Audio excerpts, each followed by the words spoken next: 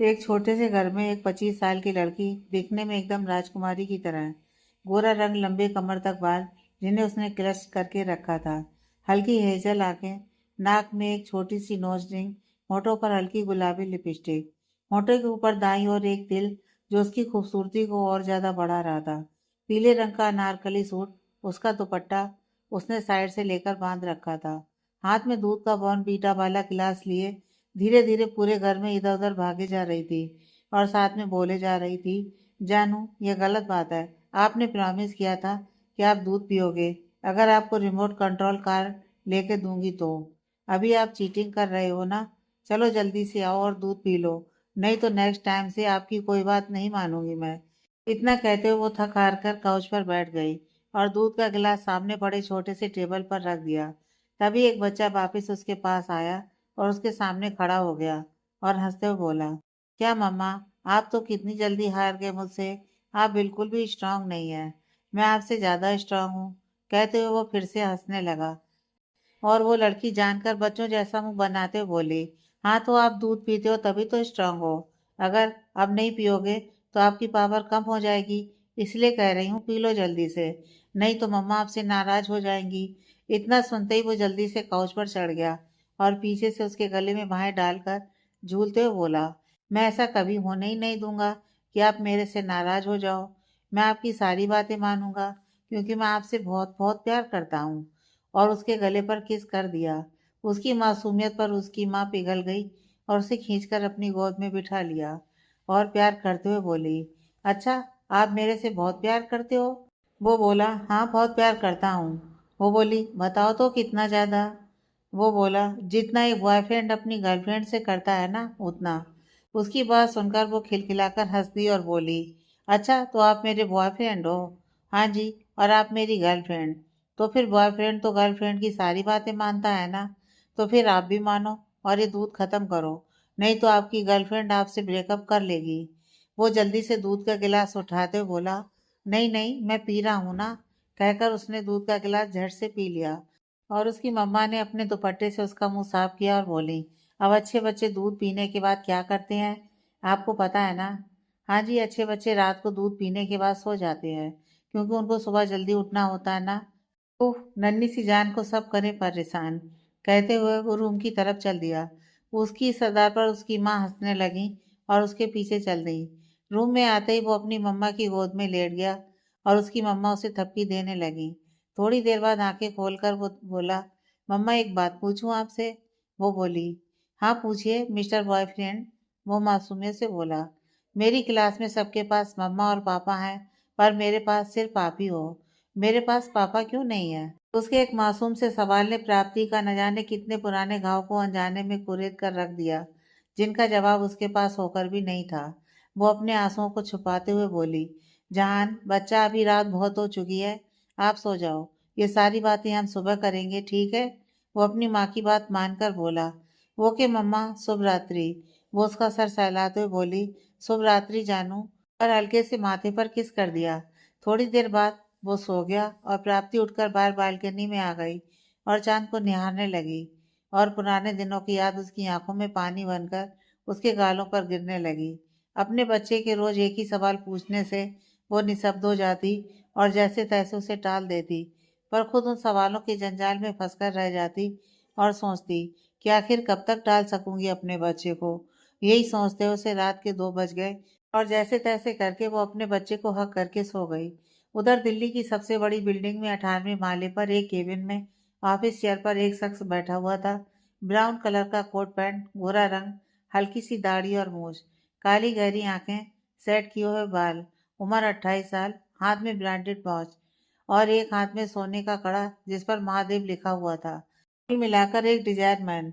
और उसके टेबल पर अनगिनत फाइल्स का ढेर लगा हुआ था जिन्हें वो चील की तरह देख रहा था और साथ ही एक नज़र सामने खड़े अपने स्टाफ मेंबर पर भी डाल देता।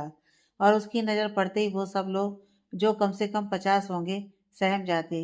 एक फाइल बूम करके वो बोला, 2 महीने, सिर्फ 2 महीने के लिए मैं इंग्लैंड गया था ना, और इन 2 महीनों में ही पूरे के पूरे ऑफिस को तुम लोगों ने उल्टा पुल्टा कर दिया। हाँ, कोई कुछ नहीं बोला, सब लोग नजरें झुकाए खड़े रहे। वो उठकर उन सबके सामने आया और हाथ बांधकर टेबल के सहारे खड़ा हो गया। और रिलैक्स होते हुए बोला, पिछले 1 महीने की सैलरी तुम सबकी डिडक्ट की जाती है। उसकी बात पर सभी की आंखें फटी की फटी रह गईं। फिर वो बोला, नाउ यू ऑल में गो। कोई हिला नहीं तो वो गुस्से से बोला, I said get lost you all, और अपना एक हाथ जोर से टेबल पर दे मारा, जिससे सब लोग डर गए और वहां से चले गए चुपचाप। लेकिन बाहर जाते ही सब लोग बातें करने लगे, कितने निर्दयी हैं सर हमारे, 1 महीने की सैलरी काट ली, अब क्या करेंगे हम, मेरी बीवी तो मेरी जान ले लेगी। इस महीने उसका बर्थडे भी है और मैंने उसे डायमंड रिंग दिलाने का वादा भी किया है, और यह तो नया ही कांड हो गया है। अब तो वो मुझे घर में पैर भी नहीं रखने देगी। इतना कहकर वो अपने टेबल पर आकर बैठ गया, अपने सर पर हाथ रखकर। बाकी सब भी अलग अलग बातें करने लगे, क्योंकि उसके सामने कोई कुछ बोल नहीं पाता। उसका खौफ ही इतना था सब में।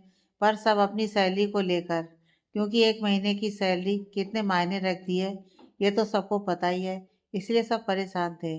उधर ऑफिस में उस शख्स का पीए अब रडार पर था।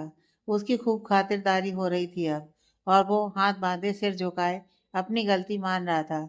वो शख्स बोला, क्या हुआ सुमित, तुमसे ये सब उम्मीद नहीं थी मुझे। तुम्हारे भरोसे ऑफिस को और स्टाफ को छोड़कर गया था, और देखो तो क्या हो गया। अभी तक एक ऑर्डर भी कंप्लीट नहीं हुआ है, जो डेडलाइन 1 महीने की है सिर्फ। अगर हम टाइम से ऑर्डर नहीं दे पाए तो पता है ना, हमें डबल अमाउंट वापस करना पड़ेगा। सोचो कितना नुकसान, और साथ कितनी बेइज्जती होगी मेरी और हमारी कंपनी की। लेडी खंडेलवाल से अपनी जुबान नहीं रख पाए। अब चाहे जो करो, जैसे करो, 1 महीने में मुझे ऑर्डर पूरा चाहिए। चाहे तो सबसे ओवर टाइम करवाओ, लेकिन ये ऑर्डर पूरा करवाओ। अगले महीने ही शो है, और वहाँ सारे मॉडल्स के ड्रेसेस खंडेलवाल की डिजाइनिंग के होंगे। कोई चूक बर्दाश्त नहीं करूँगा मैं। इतना कहकर वो चेयर पर बैठ गया और सर पर हाथ रख लिया टेंशन के मारे। तभी उसका पीए बोला, सर प्रॉब्लम एक्चुअली ये है कि हमारे डिजाइनर ने हमें धोखा दे दिया। वो पैसों के लालच में आकर आपके राइवल्स की कंपनी में चली गई है रिजाइन करके। ये बात सुनकर तो उसका गुस्सा और बढ़ गया, और वो गुस्से से उठकर बोला, क्या, और ये तुम अब बता रहे हो मुझे। आई एम सॉरी सर, आपका रिएक्शन सोच कर ही हम डर गए थे, इसलिए नहीं बताया। तभी तो हमारे ऑर्डर्स डिले हो रहे हैं, क्योंकि समिता जैसी ड्रेसेस कोई डिजाइन नहीं कर सकता, और इसी बात का फायदा उठाया उसने, और मुझसे अभिमान खंडेलवाल से धोखा करने की गलती कर गई तुम्हारी सो कॉल्ड डिजाइनर। वो गुस्से से खड़े होकर टेबल पर अपने दोनों हाथ मारकर बोला, जिससे उसका पीए भी सहम गया। अभिमान आगे बोला, लेकिन मुझसे धोखा करने से पहले शायद उसने इसके कंसिक्वेंसेस के बारे में नहीं सोचा। शायद अब उसे इसका ऐसा रिवॉर्ड मिलेगा मेरी तरफ से, जो उसने एक्सपेक्ट नहीं किया होगा। इतना कहकर वो केबिन से बाहर जाते हुए अपने सेट्स लगाए और बोला, 3 दिन है तुम्हारे पास। 3 दिन में मुझे दिल्ली की बेस्ट डिजाइनर चाहिए। बेस्ट मतलब बेस्ट, वो क्षमता से भी ज़्यादा। कहाँ से कैसे मुझे नहीं पता, जस्ट डू इट, कहकर वो बाहर चला गया और गाड़ी में बैठकर घर के लिए निकल गया। अभिमान के जाते ही उसका पिया टेंशन के मारे सर पर हाथ धरकर बैठ गया। तभी उसकी गर्लफ्रेंड का फोन बजने लगा। उसने फोन पहले काट दिया, तो फिर से 2-3 बार बजा, तो उसे हार कर फोन उठाना ही पड़ा। उसकी गर्लफ्रेंड एक्साइटेड होते हुए बोली, गैस व्हाट। वो बेफिक्री से बोला, व्हाट शिल्पी। वो बोली, मुझे वो ड्रेस मिल गया। कौन सा ड्रेस? वही जो तुमने मुझे दिलाने से मना कर दिया था, ये कहकर कि वो बहुत महंगा है। वो मुंह बनाते हुए बोली। तो सुमित बोला, देखो शिल्पी, इस वक्त मैं मजाक के मूड में बिल्कुल भी नहीं हूँ, इसलिए थोड़ी सीरियस बात करो। और ये तो बिल्कुल मत कहना कि तुमने वो 25,000 की ड्रेस खरीद ली, क्योंकि इस बात पर मैं बिल्कुल भी टेस्ट नहीं करने वाला, और ऑनलाइन वाली चीज़ों पर भरोसा नहीं किया जा सकता। ये भी समझाया है ना तुम्हें, तो जिद छोड़ दो उस ड्रेस की। मैं कोई और ड्रेस ले दूंगा तुम्हें अच्छी सी। शिल्पी बोली, अरे मैं मजाक नहीं कर रही हूँ बाबा, सच में मेरे पास वही सेम ड्रेस है जो मैंने ऑनलाइन देखी थी, पर मैंने वो खरीदी नहीं है। क्या मतलब है खरीदी नहीं है, पर है। देखो मुझे कंफ्यूज मत करो शिल्पी, मेरा मूड वैसे ही ठीक नहीं है। ये तुम्हारी लॉजिकल बातें, वो उसे शांत कराते हुए बोली, सुमित मेरी बात समझोगे तो समझ आएगा ना। मैं ये कह रही हूँ कि मैंने वैसा ड्रेस बनवाया है। तुम्हें यकीन नहीं है तो मैं तुम्हें पिक्चर सेंड करती हूँ पहनकर।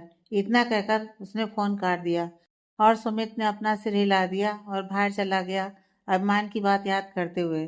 थोड़ी देर बाद उसके फोन की बीप बजी, जो कि मैसेज की थी।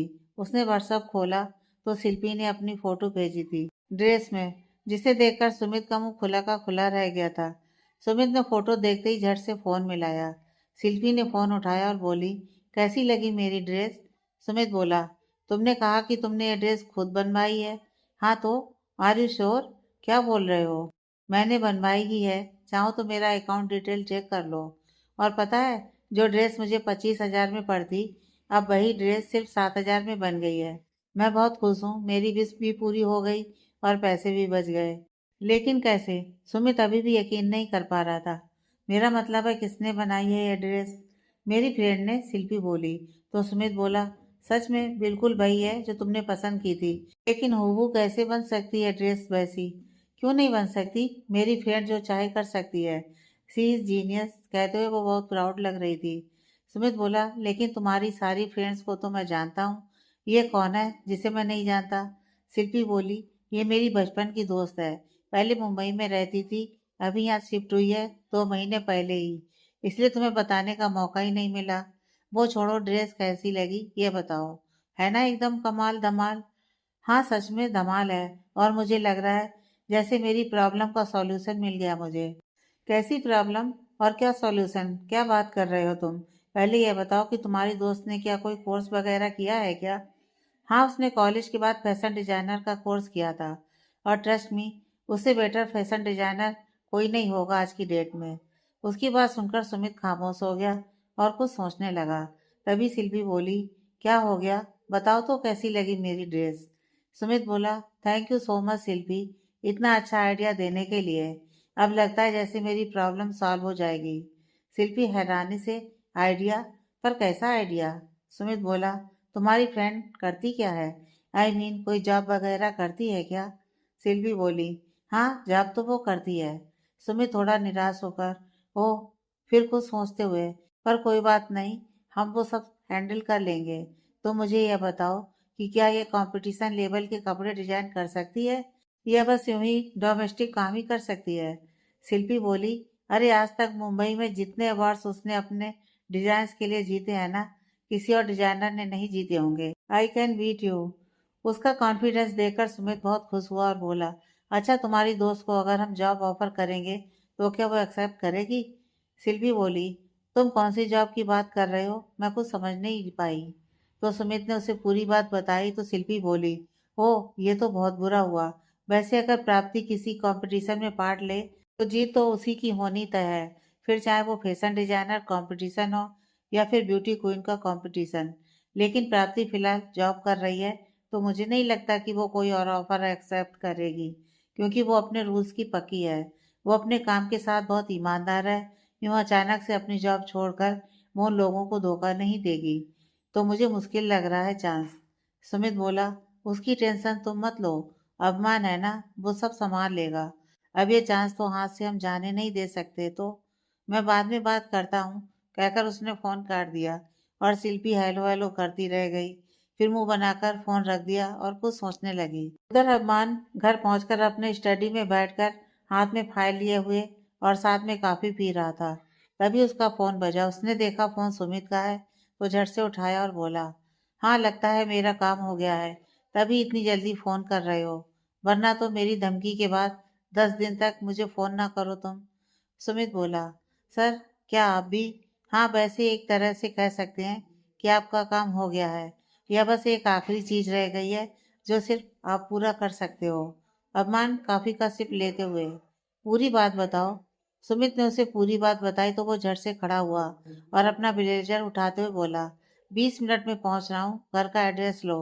अगर ऑफिस का हो तो बोलो, जल्दी करो, वक्त नहीं है हमारे पास।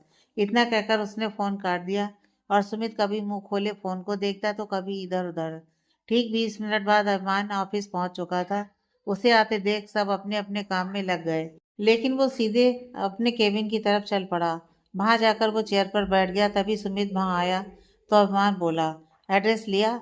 सुमित ने हामिद से रिलाया और बोला, खुद जाने की क्या जरूरत है, पहले ऑफर भेज कर तो देखें क्या रिस्पॉन्स आता है। क्या पता वो एक्सेप्ट ना करे, इसलिए थोड़ा टाइम तो दीजिए। टाइम ही तो नहीं है मेरे पास, अगर होता तो देता ना। तुम भी जानते हो कि सिर्फ 1 महीना बचा है हमारे पास, और जो डिजाइन तुमने मुझे दिखाए हैं जो तुम्हारी गर्लफ्रेंड ने भेजे थे उसके हिसाब से मुझे कैंडिडेट बिल्कुल सही लग रही है, इसलिए उसे हायर करने के लिए जो करना पड़े करूँगा। अभिमान उठते हुए बोला। फिर बाहर जाते हुए बोला, साथ चलना है तो आ जाओ, नहीं तो मुझे एड्रेस सेंड करो, मैं अकेले चला जाऊंगा, क्योंकि काम के प्रति कोई चूक नहीं चाहता मैं। इतना कहकर वो चला गया और बेचारा सुमित भी पीछे पीछे भाग गया। उसने एड्रेस बताया और अभिमान ने उस तरफ गाड़ी भगा दी। थोड़ी देर बाद वो एक बिल्डिंग के सामने पहुंचे जहां प्राप्ति जहान के साथ रहती थी। वो जल्दी से उसके अपार्टमेंट पहुंचे और सुमित ने दरवाजा खटखटाया और अभिमान अभी भी ग्लासेस लगाए हुए अकड़ में हाथ बांधे खड़ा था, जैसे कोई एहसान करने आया हो। आज संडे था तो प्राप्ति घर पर ही थी और जहान भी। दरवाजा 2-3 बार खटखटाने पर खुला, लेकिन सुमित और अभिमान को कोई दिखाई नहीं दिया तो इधर उधर देखने लगे। कोई नहीं दिखा तो अचानक से उनके कानों में एक प्यारी सी आवाज पड़ी।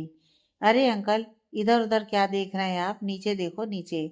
आवाज सुनकर दोनों ने नीचे देखा तो जहान हाथ बांधे उन दोनों को देख रहा था या कहीं घूर रहा था। सुमित झुककर बोला, ओह जेंटिलमैन, आपको तो हमने देखा ही नहीं था। फिर हाथ आगे करते हुए बोला, हेलो, आई एम सुमित। और आप? जहान घूरते हुए बोला, मैं स्ट्रेंजर से बात नहीं करता, मम्मा ने मना किया है। क्या काम है, जल्दी बताइए। सुमित प्यार से बोला, यह तो अच्छी बात सिखाई है आपकी मम्मा ने आपको। वैसे इस वक्त घर पर कौन कौन है? मैं और मेरी मम्मा। क्यों? अभिमान बोला, काम है हमें, घर की किसी बड़े को बुलाओ बच्चे। जहान उसे घूरते हुए बोला, देखिए मिस्टर, मेरा नाम जहान है, बच्चे नहीं, और मम्मा अभी बिजी हैं।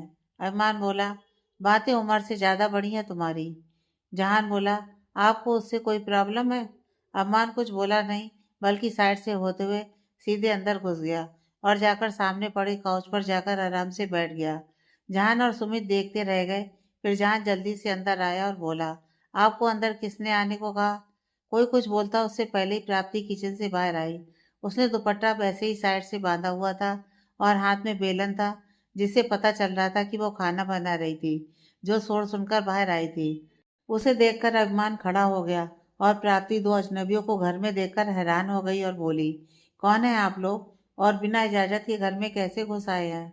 सुमित आगे बढ़कर बोला, मिस प्राप्ति, हमें शिल्पी ने भेजा है, कुछ जरूरी बात करनी है आपसे। प्राप्ति हैरानी से, क्या शिल्पी ने भेजा है? पर उसने मुझे तो कुछ नहीं बताया। और मुझसे कैसा जरूरी काम भला आप लोगों को? मैं आपको नहीं जानती। अरमान उठा और प्राप्ति के आगे जाकर बोला, आपके यहाँ मेहमानों को पानी तक पूछने का रिवाज नहीं है मिस। प्राप्ति बोली, मैं आपको जानती तक नहीं और आप खुद को मेरा मेहमान बता रहे हैं। कौन है आप? क्यों आए हैं यहाँ? पहले ये बताइए, फिर डिसाइड होगा कि आपको कैसे ट्रीट करना है। ईमान बड़बड़ाया। अब पता चला कि किस पे गया है बेटा, बिल्कुल माँ जैसा है अकड़बाज। बोला तो उसने धीरे से था, पर प्राप्ति ने सुन लिया और बेलन दिखाती बोली, सी मिस्टर, जरा तमीज से बात कीजिए आप। एक तो बिना परमिशन अंदर आ गए और ऊपर से बदतमीजी कर रहे हैं आप। अभी पुलिस को कॉल कर दूंगी मैं, समझे? तभी सुमित बोला, अरे मिस, हम आपसे बहुत अर्जेंट बात करने आए हैं, बस 5 मिनट हमारी बात सुन लीजिए, फिर आप जैसा चाहेंगी वही करना, प्लीज, इट्स ए रिक्वेस्ट। प्राप्ति उसकी बात सुनकर एक नज़र अभिमान को घूरती है और फिर सुमित से कहती है, आप सुमित हैं क्या, शिल्पी के फियांसे?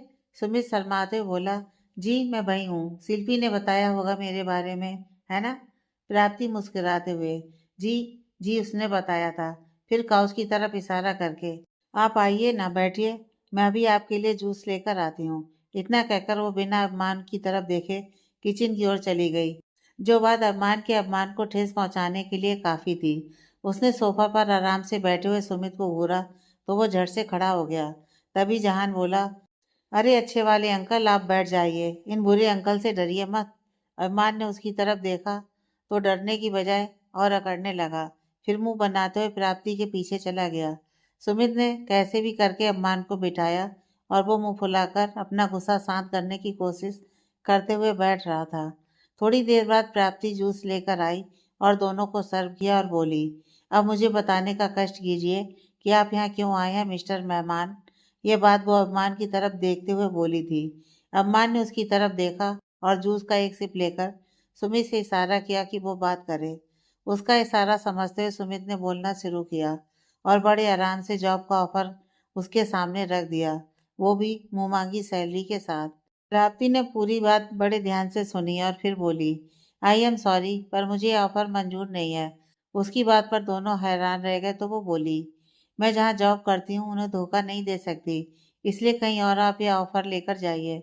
अरमान जो चुप बैठा था वो बोला, अगर आप ये ऑफर एक्सेप्ट कर लेती हैं तो मैं आपको यकीन दिलाता हूँ कि आपकी जगह उन्हें कोई और एम्प्लॉय हायर करवा दूंगा, जिससे उनका भी नुकसान नहीं होगा। पर हमारी कंपनी के एम्प्लॉय के लिए जो रिक्वायरमेंट चाहिए वो आपके अलावा कोई और पूरी नहीं कर सकता, इसलिए एक चांस दे रहे हैं आपको। ऑफर एक्सेप्ट कर लीजिए, आपके लिए फ़ायदेमंद रहेगा। उसके इतना कहने पर भी वो नहीं मानी तो अरमान उठकर खड़ा हो गया और सुमित को कोई इशारा किया। सुमित ने हामिद से रिलाया और जहान को बाहर लेकर चला गया बहाने से। अरमान ने फिर प्राप्ति से पूछा, पर उसने फिर से मना कर दिया तो अरमान बोला, जेब में हाथ डालकर 2 कदम चलते हुए बोला, क्यों अपनी अकड़ के चक्कर में इतना अच्छा मौका गंवा रही हैं आप मिस? अच्छा लगेगा क्या अगर आपको जॉब से निकाल दिया जाएगा और आप फिर आएंगी मेरे पास जॉब मांगने? उसकी बात सुनकर प्राप्ति गुस्से से बोली, धमकी दे रहे हैं आप मुझे? अरमान उसके सामने आकर उसकी तरफ देखते हुए बोला, धमकी नहीं, आगाह कर रहा हूँ। प्राप्ति को अब और गुस्सा आने लगा तो वो उसे उंगली दिखाते हुए बोली, देखिए मिस्टर, अपनी हद में रहिए। जॉब ऑफर करने आए हैं या फिर जबरदस्ती थोपने? अरमान ने उसका हाथ पकड़कर उसकी पीठ से लगा दिया, जिससे दोनों एकदम करीब आ गए। प्राप्ति को थोड़ा असहज महसूस हुआ, लेकिन अरमान को कोई फर्क नहीं पड़ा। वो उसकी आंखों में देखते हुए बोला, हद अभी पार की कहाँ है मिस? अगर हद पार कर दी होती ना तो अभी आप मेरी एम्प्लॉय होती। ये मेरी शराफत है कि सामने से आपको ऑफर कर रहा हूँ, वरना अरमान खंडेलवाल के ऑफिस में काम करने के लिए लोग तरसते हैं और उन्हें वैकेंसी नहीं मिलती। और वैसे भी तुम्हें परमानेंट नहीं रखना है जॉब पर, बस ये कंपटीशन हो जाए तब तक ही रखना है। तब तक मैं कोई और अच्छा डिजाइनर ढूंढ लूँगा। अभी मेरे पास टाइम नहीं है, इसलिए मौका दे रहा हूँ, इसका फ़ायदा उठाओ। 1 महीना मेरी एम्प्लॉय बन जाओ, फिर कहीं भी जॉब करना। महीना पूरा होते ही चाहे रिजाइन कर देना। उसका बोलने का तरीका देख प्राप्ति थोड़ा डर गई थी, लेकिन फिर भी खुद को मजबूत दिखाने की कोशिश कर रही थी। फिर उसे खुद से दूर धकेलते हुए बोली, देखिए मिस्टर, आप जो कोई भी हैं, एक बात समझ लीजिए, मैं आपकी कोई नौकर नहीं हूँ जो आपने ऑर्डर दे दिया और मैंने उसे मान लिया। अगर रिक्वेस्ट करते तो शायद मान भी जाती, लेकिन आप तो सीधे सीधे धमकी दे रहे हैं कि मुझे ही नौकरी से निकलवा देंगे अगर मैंने आपकी बात नहीं मानी तो। तभी जहान भागते हुए अंदर आया और उससे पीछे पीछे सुमित भी आ गया। जहान आकर प्राप्ति का दुपट्टा पकड़कर बोला, मम्मा क्या हुआ? इन गंदे अंकल ने आपको हर्ट किया क्या? बताओ आप मुझे, मैं अभी इन्हें सबक सिखाता हूँ। उसकी बात सुनकर सुमित की हंसी निकल गई, पर वो कैसे भी करके कंट्रोल करके खड़ा था। प्राप्ति नीचे बैठकर जहान के गाल को चूमकर बोली, नहीं बच्चा, आपको पता है ना आपकी मम्मा कितनी स्ट्रांग है, कोई उनको हर्ट नहीं कर सकता। मैं बिल्कुल ठीक हूँ। जहान मुस्कुरा दिया और तभी प्राप्ति का फोन बजने लगा तो सुमित की आंखों में चमक आ गई। प्राप्ति ने फोन उठाया और कुछ देर बात की और फिर फोन कट कर दिया और सुमित की तरफ देखकर बोली, ठीक है, मैं ये जॉब एक्सेप्ट करती हूँ। उसके मुंह से ये शब्द सुनकर मानो सुमित की जान में जान आ गई और अम्मान को भी अच्छा तो लगा, पर वो नॉर्मल ही दिख रहा था। वो एटीट्यूड से बोला, फाइनली दिमाग काम कर ही गया आपका मिस अलाटबाज।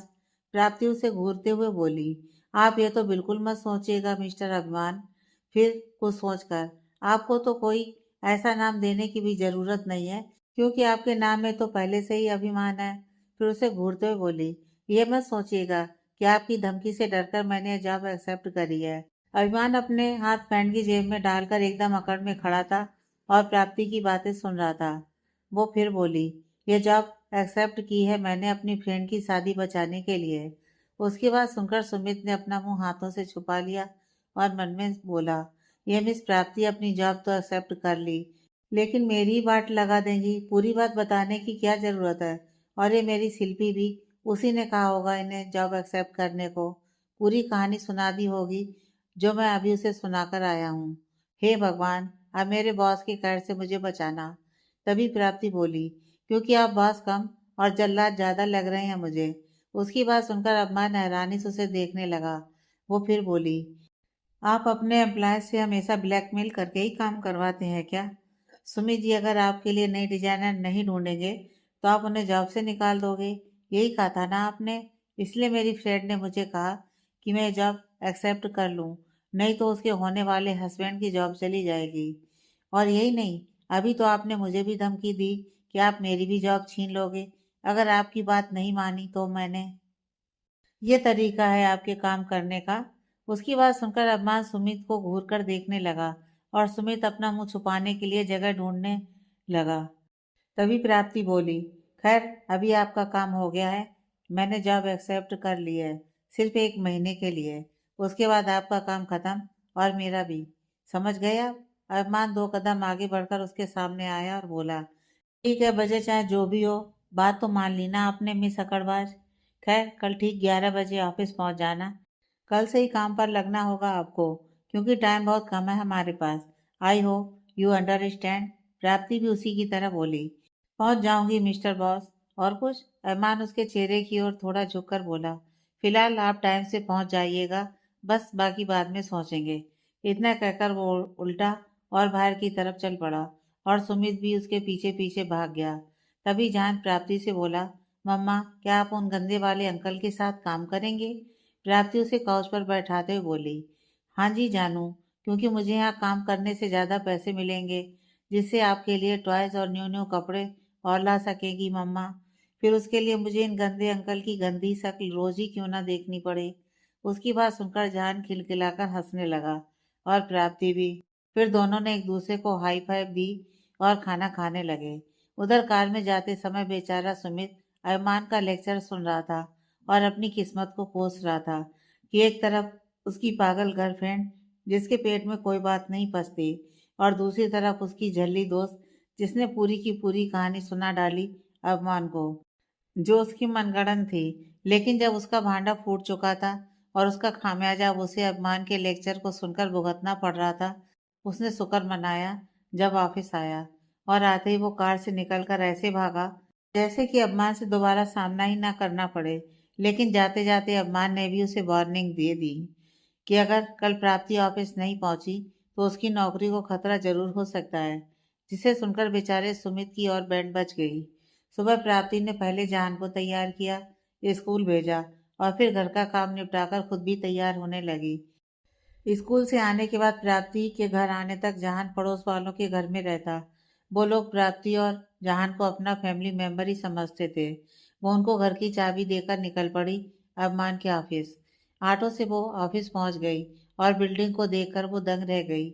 बहुत बड़ी थी बिल्डिंग। अंदर गई तो और भी खूबसूरत था ऑफिस। ऑफिस के अंदर का नज़ारा। वो बिल्कुल टाइम पर पहुंच गई थी। इनफैक्ट अरमान से भी पहले पहुंच गई थी वो।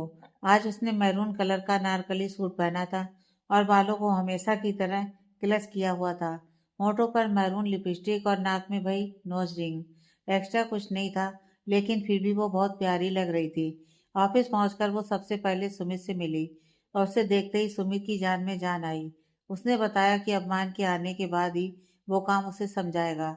तब तक वो अरमान के ऑफिस में बैठ जाए। प्राप्ति ओके कहकर अरमान के ऑफिस में जाकर चेयर पर बैठ गई। प्राप्ति जाकर अरमान के ऑफिस में बैठकर उसका वेट कर रही थी। थोड़ी देर के बाद अरमान ऑफिस पहुंच गया और उसके आते ही ऑफिस का माहौल एकदम सीरियस हो गया और अरमान सीधे अपने केबिन की तरफ रुक गया। अंदर जाते ही वो अपने टेबल की तरफ गया और चेयर पर जाकर बैठ गया। प्राप्ति जो कि पहले से वहां मौजूद थी, उसे अरमान के आने की अब खबर नहीं हुई थी, क्योंकि वो तो अपने फोन पर लगी हुई थी। अरमान थोड़ी देर बाद उसकी तरफ गहराई नजर डालते हुए बोला, यहाँ आपको काम करने के लिए बुलाया गया है मिस, ना कि बैठकर टाइम पास करने के लिए। उसकी आवाज़ से प्राप्ति होश में आई और हड़बड़ाते हुए बोली, जी जी सर, और झटके से उसे देखते हुए खड़ी हो गई। अरमान उठकर उसकी ओर आया और बोला, आई हो कि आपको मेरी बात समझ में आ गई होगी। प्राप्ति उसकी ओर निडरता से देखते हुए, जी सर। अम्मा ने उसे सारी डिटेल्स दे दी और फिर उसे सुमित के साथ उसका केबिन दिखाने और बाकी काम समझाने के लिए भेज दिया। प्राप्ति भी सुमित के साथ चली गई और उसने सारा काम समझ भी लिया। वहाँ सारा स्टाफ प्राप्ति को मुंह फाड़े देख रहा था, खास करके लड़के और लड़कियां भी, क्योंकि लड़कियां उसे देखकर जल रही थीं, उसकी खूबसूरती देखकर। और अम्मान बस कैमरे के जरिए उस पर नजर रख रहा था और हमारी प्राप्ति पूरी शिद्दत के साथ अपने काम में लगी हुई थी। थोड़ी देर बाद अरमान भी अपने काम में लग गया और ठीक 3 घंटे बाद प्राप्ति ने अभिमान के केबिन का डोर नॉक किया और अभिमान, जो कि फाइल्स में घुसा हुआ था, वो वैसे ही अपनी फाइल में खोए हुए बोला, कम इन। प्राप्ति एक फाइल लेकर अंदर आई और आकर उसके सामने खड़ी हुई और बोली, सर, ये मैंने एक डिजाइन सैंपल के तौर पर तैयार किया है। आप एक बार देखकर बताइए कि कैसा है।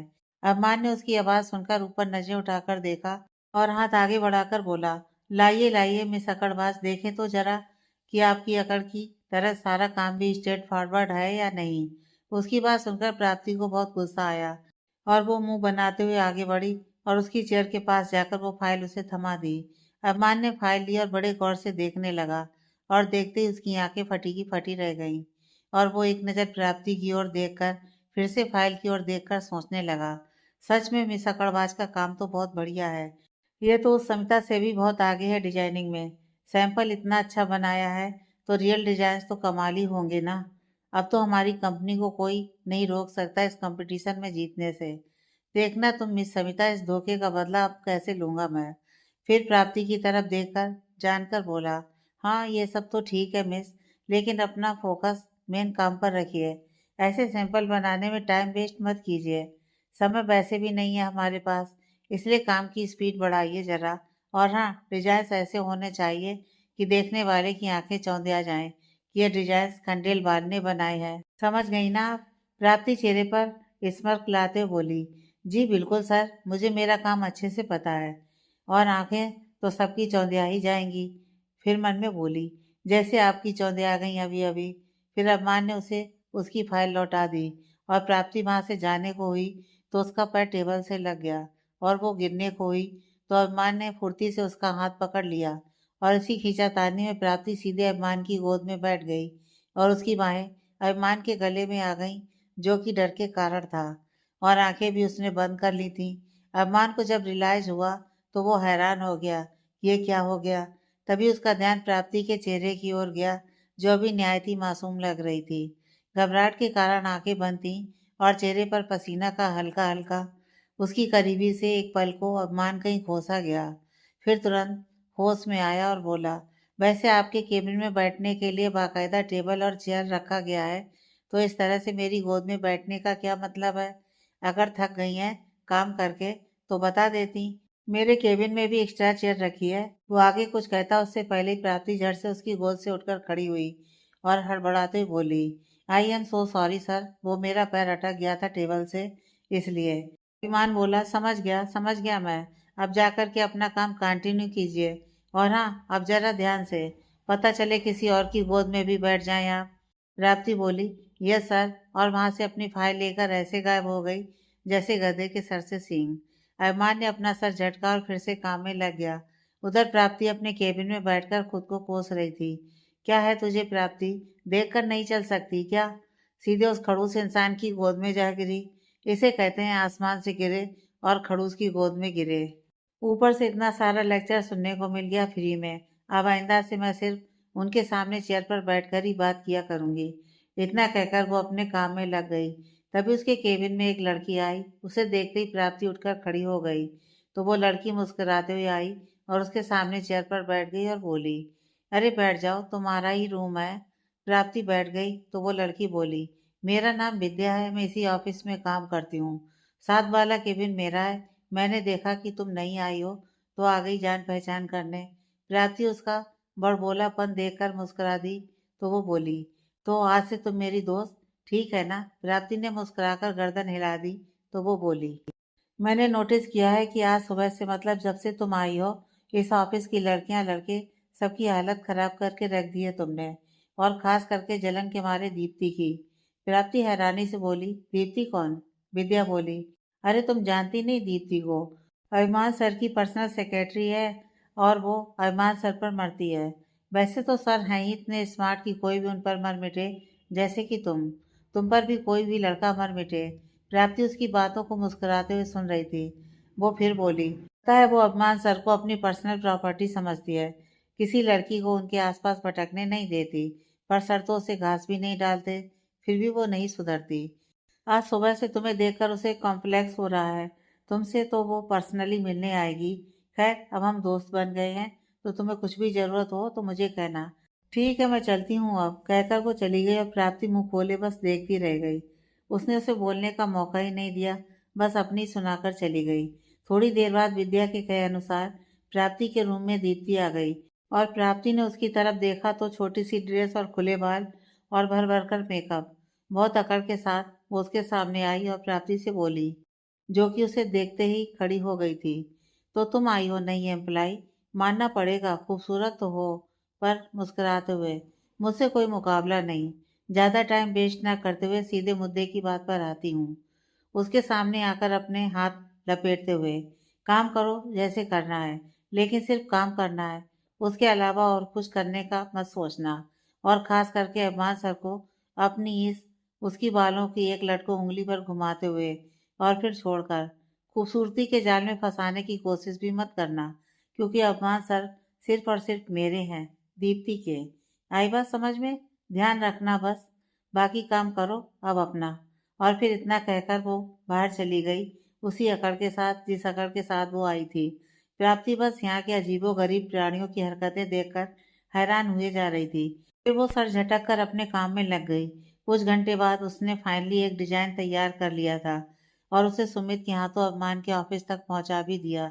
उधर अभिमान के ऑफिस में दीप्ति अभिमान के बगल में खड़ी थी और अभिमान अपने काम में मगन था और दीप्ति बस उसे निहारे जा रही थी।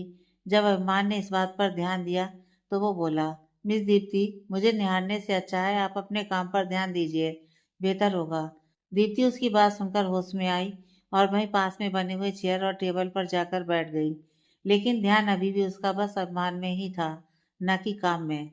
शाम हो चुकी थी और सबका ऑफिस से जाने का टाइम हो चुका था। सब लोग लगभग चले गए थे, लेकिन प्राप्ति और अभिमान दोनों अपने अपने काम में मस्त हुए पड़े थे। तभी विद्या प्राप्ति के केबिन में आई और बोली, अरे अभी तक आप काम कर रही हो, घर नहीं जाना है क्या? उसकी आवाज से प्राप्ति ने उसकी तरफ देखा और फिर घड़ी की तरफ देखा और हैरानी से बोली, ओह नो, इतना टाइम हो गया और मेरा ध्यान ही नहीं रहा काम में। जानू मेरा वेट कर रहा होगा। फिर जल्दी से उठी और बाहर की तरफ चलते हुए बोली, चलो चलो जल्दी से। विद्या उसकी तरफ देखती रह गई और फिर खुद से बोली, अरे अभी तक तो ध्यान नहीं था और अभी अपने जानू की याद आ गई। जी हाँ, वो यही सोच रही थी कि जानू वो अपने हस्बैंड को बोल रही है। फिर सर खुजाते हुए उनके पीछे पीछे चल पड़ी। दोनों बाहर चली गईं। अरमान को भी जब टाइम का एहसास हुआ तो वो भी काम समेटकर सुमित के साथ चल पड़ा। उधर प्राप्ति और विद्या बाहर निकली और उधर अभिमान और सुमित भी। सुमित गाड़ी लेने चला गया और अभिमान उसका वेट कर रहा था। तभी उसकी नज़र प्राप्ति और विद्या की तरफ पड़ी, जो कि ऑटो का वेट कर रही थी, लेकिन टाइम ज़्यादा होने के कारण कोई ऑटो नहीं आ रहा था। अभिमान उनके पास आया और बोला, तुम लोग अभी तक गए नहीं थे घर? तो विद्या बोली कि प्राप्ति काम में मगन हुई पड़ी थी, जिसकी वजह से हम लेट हो गए और इसलिए अब तक ऑटो नहीं मिल रहा है। तो अभिमान बोला, और अभी मिलेगा भी नहीं, चलो तुम दोनों को हम रास्ते में छोड़ देते हैं। प्राप्ति ने मना कर दिया एक ही बार में, लेकिन विद्या ने झट से हामी भर दी। तभी सुमित कार ले आया और अभिमान दोनों को आने का बोलकर गाड़ी में जाकर बैठ गया। प्राप्ति ने बहुत मना किया, लेकिन विद्या उसका हाथ पकड़कर जबरदस्ती उसे खींचकर ले गई और दोनों गाड़ी में बैठ गईं और सुमित ने गाड़ी स्टार्ट कर दी। सुमित गाड़ी चला रहा था और विद्या प्राप्ति को अपने फ़ोन में अपनी की हुई ऑनलाइन शॉपिंग लिस्ट दिखा रही थी, जिसमें प्राप्ति को कोई इंटरेस्ट नहीं था, क्योंकि उसका सारा ध्यान जहान में लगा हुआ था। वो परेशान हो रही थी, तो विद्या ने पूछा, क्या हुआ प्राप्ति, तू इतनी परेशान क्यों हो रही है? प्राप्ति गाड़ी के बाहर देखते हुए बोली, मुझे जानू की चिंता हो रही है, पता नहीं खाना खाया होगा कि नहीं। विद्या मुस्कुराते हुए बोली, अरे खा लिया होगा, इतनी चिंता मत किया करो। प्राप्ति बोली, कैसे ना करूं, मैं खुद नहीं रह पाती एक पल भी उसके बिना, और आज तो बहुत ज्यादा लेट हो गया है। आगे बैठा हुआ अभिमान मिरर से प्राप्ति को देख रहा था, लेकिन उसके मुंह से जानू जानू सुनकर उसने अपना सर झटका और खिड़की से बाहर की तरफ देखने लगा। विद्या उसको शांत रहने को कह रही थी और इतने में विद्या के बताए गए एड्रेस पर सुमित ने गाड़ी रोक दी और बोला, लीजिए मोहतरमा, आपका घर आ गया। प्राप्ति जल्दी से गाड़ी से उतरकर घर की तरफ चल दी, बिना कुछ बोले या पीछे मुड़कर देखे, जिस बात से अभिमान को बहुत गुस्सा आया और उसने अपने हाथों की मुट्ठियां बांध ली। विद्या भी उतर गई और दोनों को थैंक यू बोलकर चली गई, जिसके बदले में सुमित ने मुस्कुराकर उसे वेलकम बोला और गाड़ी चला दी। रास्ते में अभिमान को चुप देखकर सुमित ने पूछा, क्या हुआ है? तो अभिमान ने छोटा सा जवाब दिया। चुपचाप गाड़ी चला तो सुमित समझ गया कि कुछ और पूछना बेकार है, तो वो चुपचाप जी सर कहकर गाड़ी चलाने लगा। थोड़ी देर में वो अभिमान को घर छोड़कर भी अपने घर चला गया। इधर प्राप्ति जल्दी से अपनी पड़ोस वाली दीदी के घर गई तो उन्होंने बताया कि जहान तो कब का सो चुका है। प्राप्ति ने पूछा, क्या उसने खाना खाया था दीदी? अलका जी बोली, हाँ। प्राप्ति, परेशान मत हो, मैंने उसे खाना खिला दिया था। खा नहीं रहा था, कह रहा था मम्मा आएंगी तभी खाऊंगा, लेकिन कैसे भी करके उसे खिलाया और सुला दिया। अब तुम लेट हो गई थी तो उसे नींद भी आ रही थी तो सुला दिया। प्राप्ति ने चैन की सांस ली और बोली, थैंक यू सो मच दीदी, आप नहीं होती तो क्या करती मैं। आप बहुत बहुत अच्छी हो। Thank you so much. Alka ji ने उसे सोफे पर बिठाया और उसे पानी देते हुए बोली, थैंक यू बोलकर पराया कर दिया ना। मैं जो कुछ भी करती हूँ वो इसलिए करती हूँ क्योंकि तुम्हें अपनी छोटी बहन और जहान को अपना बच्चा समझती हूँ। अब मेरा भी तो तुम दोनों के सिवा और है ही कौन। प्राप्ति उनके हाथ से पानी लेकर पीते हुए बोली, मेरा वो मतलब नहीं था दीदी, मुझे पता है आप हम दोनों को अपना समझती हैं और हम दोनों भी तो आपके ही सहारे रहते हैं ना। मैं बस भगवान का शुक्रिया कर रही थी कि आप हो हमारे साथ, तभी तो मुझे जहान की कोई फिक्र नहीं होती कभी। चलो अब खाना खाओ, मैंने बनाकर रखा था, पता था कि लेट हो जाओगी इसलिए। चलो मैं लेकर आती हूँ, कहते हुए वो गई और 2 प्लेट में खाना लेकर आई। तो प्राप्ति बोली, अभी तक आपने भी नहीं खाया खाना? अकेले खाने की आदत नहीं है तो इसलिए सोचा आज साथ में ही खाते हैं, उन्होंने मुस्कुराते हुए कहा।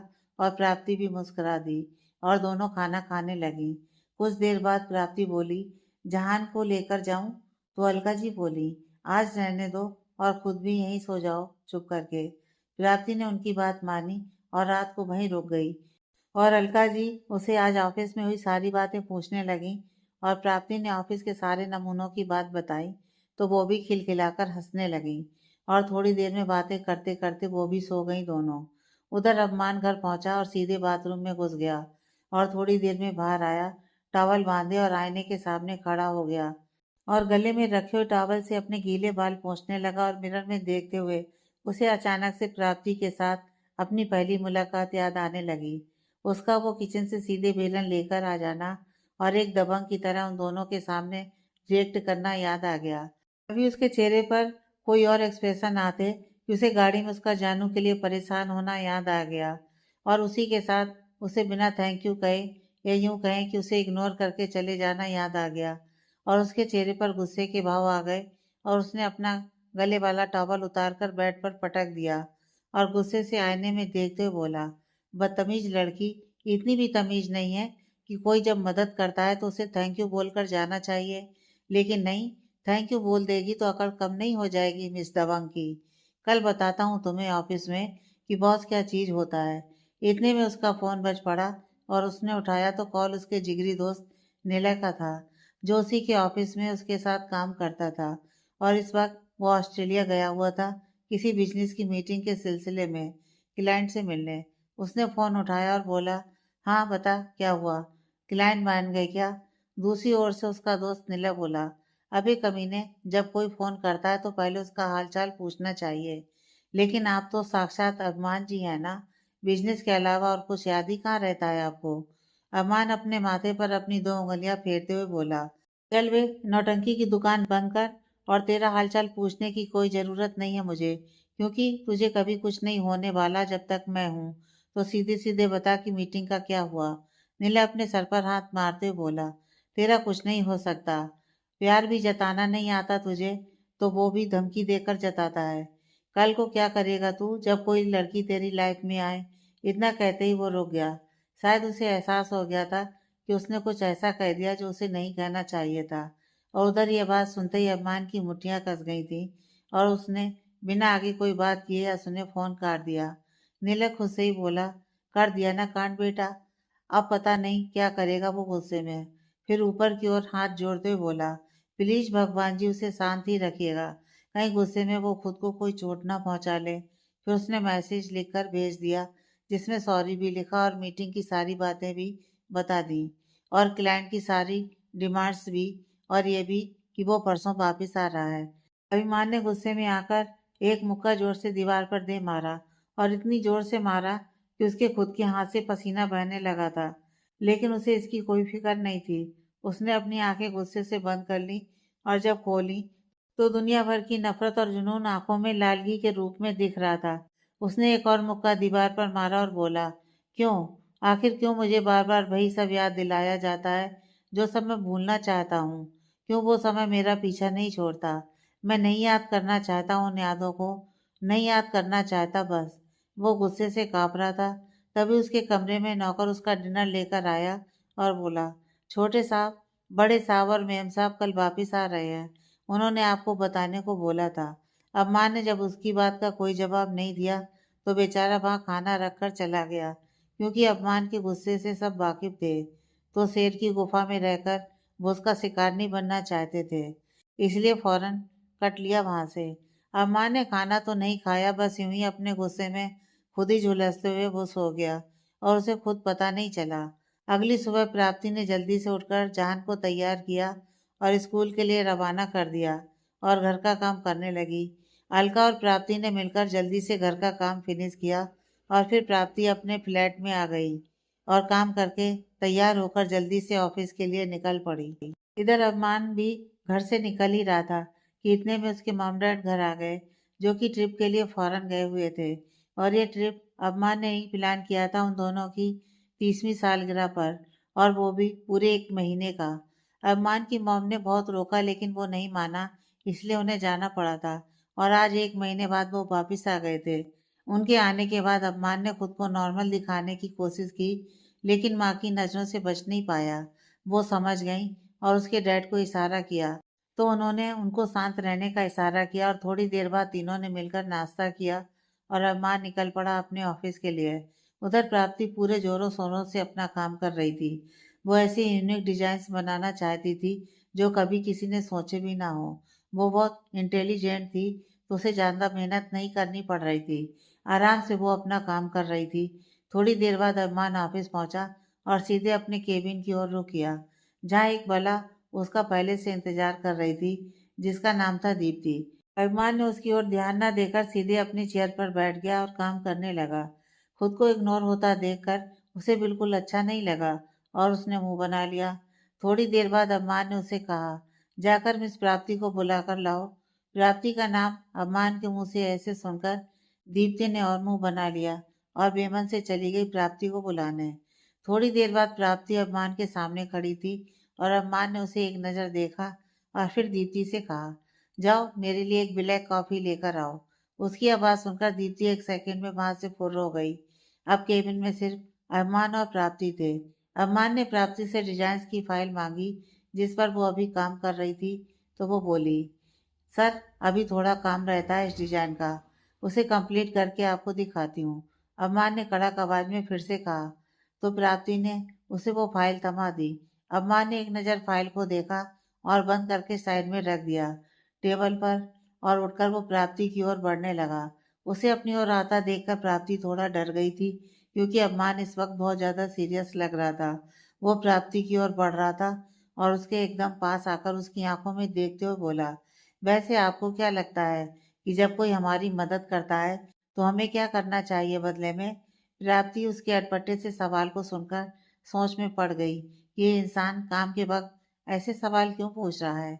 वह भी सोच ही रही थी कि उसकी सोच पर विराम लगाया अरमान की कड़क आवाज ने। वो फिर से बोला, सुनाई दे रहा है आपको? आपसे ही बात कर रहा हूँ मैं। प्राप्ति हड़बड़ा गई और एकदम से बोली, जी जी सर, हमें उनका शुक्रिया अदा करना चाहिए।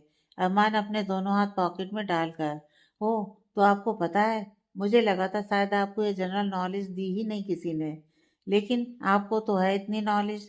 स्ट्रेंज, हाँ? क्या क्या मतलब है सर आपका? मैं कुछ समझी नहीं। प्राप्ति असमझ की स्थिति में बोली, तो अरमान ने एक कदम और उसकी ओर बढ़ा और बोला, इतनी स्मार्ट है आप, लेकिन मेरी एक बात आपकी समझ में नहीं आ रही है। चलिए कोई नहीं, मैं ही समझा देता हूँ आपको। अभी आपने कहा ना कि जब कोई हमारी मदद करता है तो हमें उसका शुक्रिया अदा करना चाहिए, राइट? प्राप्ति ने हाँ में अपनी गर्दन हिला दी। तो अरमान टेढ़ा मुस्कुराते हुए बोला, तो ये ज्ञान सिर्फ दूसरों में ही बांटने के लिए रखा है आपने, या खुद के लिए भी इस्तेमाल करती हैं आप?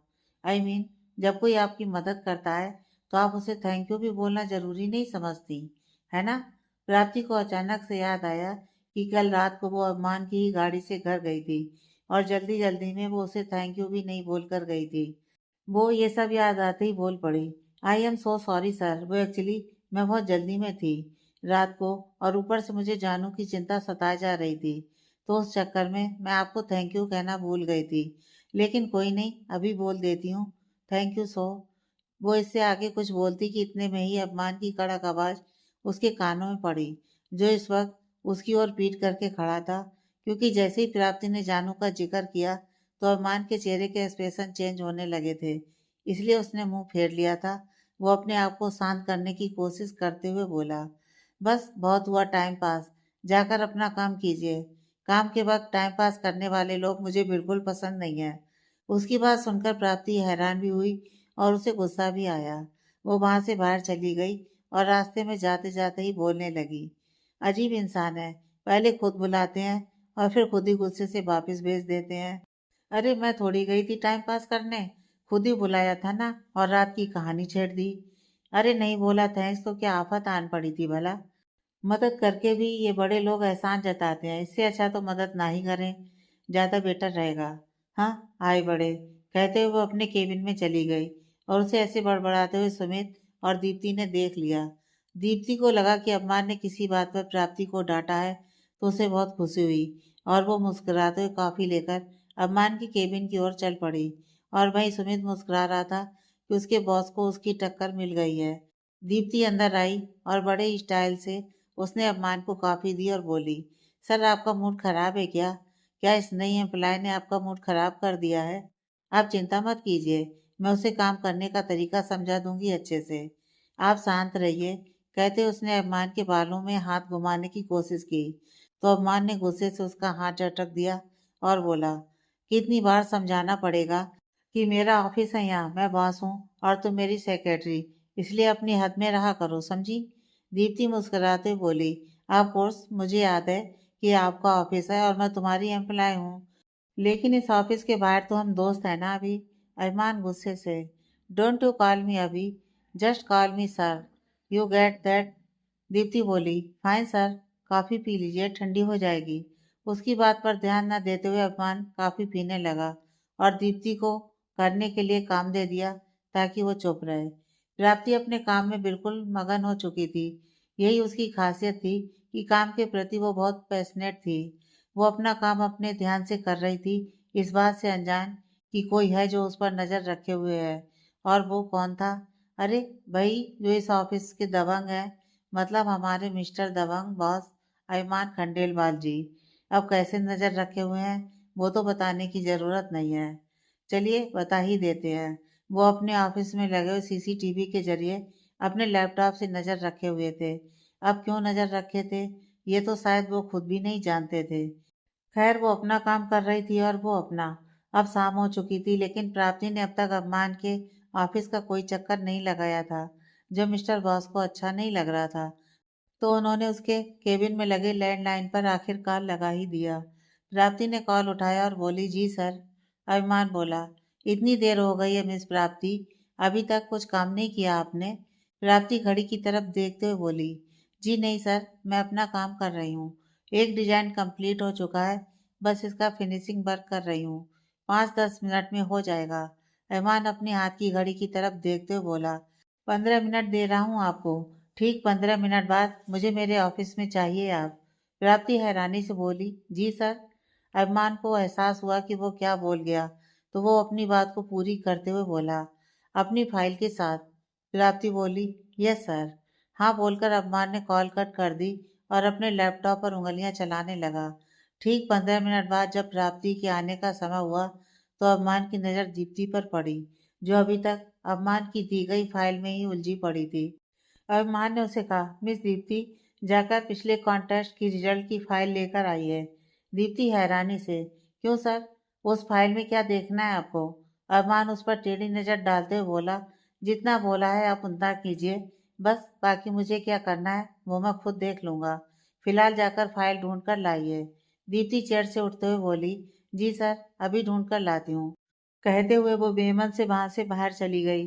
और इसके जाने के कुछ मिनट बाद ही प्राप्ति अपने फाइल के साथ केबिन के दरवाजे पर आई और बोली, "मे आई कम इन सर?" अरमान लैपटॉप में देखते हुए ही, "यस यू मे।" प्राप्ति दरवाजा खोलकर अंदर आ गई और सीधे अरमान के सामने फाइल रख दी लाकर। अरमान ने लैपटॉप बंद किया और फाइल उसके हाथ से लेकर उसे देखने लगा। जब उसने प्राप्ति का बनाया हुआ लेटेस्ट डिजाइन देखा तो पलके ही झपकाना भूल गया, जैसे आंखें बस उसी पर गड़ गई थी कि कैसे इतने कम समय में उसने इतना परफेक्ट और बढ़िया डिजाइन तैयार कर दिया जिसे पूरा करने में परफेक्शनिस्ट को भी समय लग जाए। लेकिन अब वो तो ठहरे अभिमान खंडेलवाल जी, तारीफ कैसे कर सकते हैं किसी की भला। तो बस शुरू हो गए अपना ज्ञान का पिटारा लेकर और प्राप्ति से फाइल बंद करते हुए कहा, बेटर है लेकिन अभी भी बहुत कुछ इम्प्रूव किया जा सकता है इस डिजाइन में, ताकि इसे परफेक्ट बनाया जा सके, खंडेलवाल डिजाइन के सांचे में ढाला जा सके। प्राप्ति बोली, सर वैसे मेरे हिसाब से तो यह डिजाइन परफेक्ट ही है। अगर इसके साथ कोई छेड़छाड़ की गई तो यह डिजाइन खराब हो जाएगा। जो भी इम्प्रूवमेंट करनी है वो मैं नेक्स्ट डिजाइन में कर दूंगी, आपकी इंस्ट्रक्शन के हिसाब से। अरमान टेढ़ी नज़र से उसे देखते हुए बोला, तो आप कहना चाहती हैं कि मुझे कोई नॉलेज नहीं है डिजाइन के बारे में? आप शायद भूल रही हैं कि इस वक्त आप मेरे ही ऑफिस में खड़ी हैं, तो मुझे डिजाइन का नॉलेज है या नहीं ये आप अच्छे से जानती होंगी। प्राप्ति बोली, सर मेरा वो मतलब नहीं है, मैं बस इतना कह रही थी कि। फिर कहते कहते वो रुक गई और बोली, ठीक है सर, आपको जैसा ठीक लगता है मैं वैसे ही कर दूंगी। आप मुझे बता दीजिए, क्योंकि उसे पता था कि अगर वो कुछ बोलेगी तो अरमान के साथ फिर से उसकी बहस हो जाएगी और इस वक्त वो ऐसा कुछ नहीं चाहती थी। इसलिए बात को बढ़ने नहीं दिया उसने और अरमान की बात मानने के लिए तैयार हो गई। अरमान अपनी जीत पर इतराते बोला, डिसीजन अच्छा है आपका। अब एक काम कीजिए, अपने सारे टूल्स लेकर यहीं मेरे केबिन में आ जाइए और यहीं से काम कीजिए।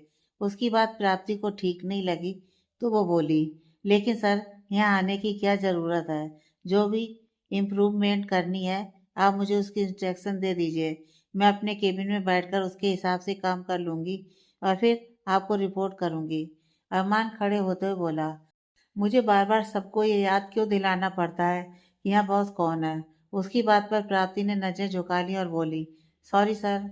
हाँ, अब सॉरी को अगली बार के लिए संभाल कर रखिए और जाकर वो कीजिए जो मैंने बोला है। जी सर, कहते हुए प्राप्ति वहां से गई और अपने केबिन में से अपना सारा जरूरत का सामान लेकर वो अभिमान के केबिन में चली गई। उधर ऑफिस के स्टडी रूम में दीप्ति की हालत खराब हो रही थी उस फाइल को ढूंढने में जो अभिमान ने उसे कहा था। वो सीढ़ी पर चढ़कर एक एक फाइल को चेक कर रही थी और साथ में खांस भी रही थी, क्योंकि वहाँ हर तरफ सिर्फ डस्ट ही डस्ट थी। वैसे तो दीप्ति खुद इतनी मेहनत कभी नहीं करती थी, लेकिन आज ऑफिस का प्यून छुट्टी पर था और ऊपर से काम अरमान ने खुद दिया था। उसे तो कैसे भी करके उसे पूरा तो करना ही था। वो सीढ़ी पर खड़े होकर फाइल चेक कर रही थी कि उसका बैलेंस बिगड़ा और खुद को संभालने के लिए उसने सेल को पकड़ना चाहा, लेकिन संभल नहीं पाई। फिर धड़ाम से नीचे गिर गई और साथ में उस सेल्फ की सारी फाइल्स भी फूलों की तरह उस पर बरसने लगी। आगे की कहानी नेक्स्ट पार्ट में है।